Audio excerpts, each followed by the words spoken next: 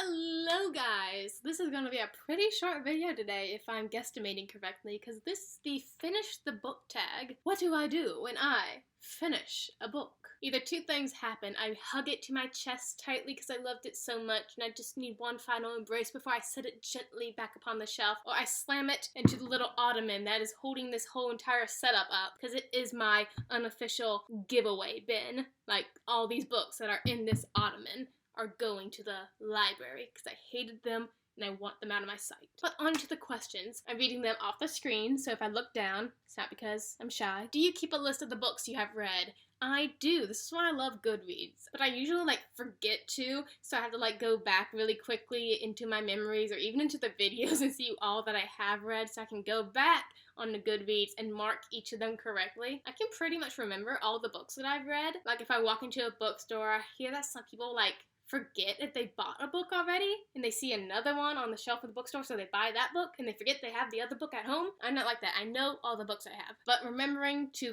put a star rating on Goodreads, that's what I forget to do. If you record stats, what stats do you record? I actually don't. I'm gonna let Goodreads do that so I don't have to deal with any of the math. Do you give star ratings for books? And if so, what do you score books out of and how do you come about this score? I remember Michael Nip, my friend. He does not like half-star ratings. Sometimes, I'm a big proponent of half stars. Sometimes I'll even do quarter stars, 3.25. Because some books aren't a 3, some books aren't a 4. They're in the middle. And I do give starting the books 1 out of 5, just like Goodreads. I think 1 out of 10 is too many stars. 1 out of 5 is pretty good. Do you review books? Here I do. Not on Goodreads. I had a whole video about me reacting to my angry Goodreads reviews, and it just takes too much time for me to write out a book review. I would rather talk about it here, blurt, so you guys can hear my tone of voice and my sarcasm. I'd rather honestly write my book instead of writing out someone else's books. Where do you put your finished books? Right back on the bookshelf, or, as per said, in the stupid bin of shame. But I really do want to get a TBR cart, because they're just so cute. How do you pick your next book? I used to be an extremely rigid TBR list maker. I'm gonna read this book, this book, this book. But now I'm I'll pick one series I have to read, and then I really like getting on a random wheel generator, typing in the books that sound interesting, and then just letting fate pick the book. Just that randomness, it makes me kind of excited. Maybe I should record those too. Do you have any other rituals for when you have finished a book? I always tell myself when I finish a book that I'm just not gonna read anything else for the rest of the day, cleanse my palate, watch some videos, listen to some music. Never happens. As soon as I finish one book, I pick up a next book.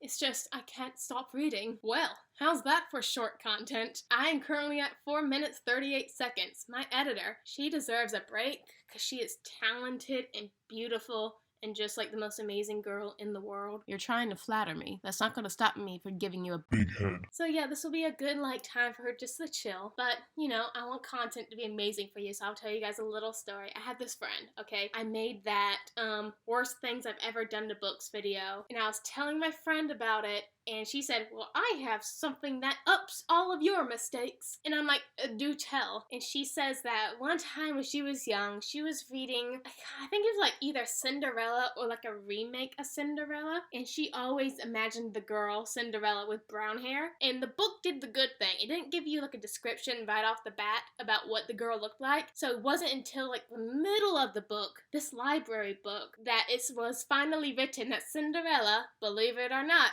has blonde hair. Well, my friend got so mad that her description of the lady in her mind did not match the description of the lady in print that she got a pencil, scratched out brown hair, and wrote in blonde. Scratch that. She meant wrote in brown hair and scratched out blonde. Scandalous. If we weren't at a public place, I might have yelled at her. Oh wait. Conviction just hit me right in the head. I done this before.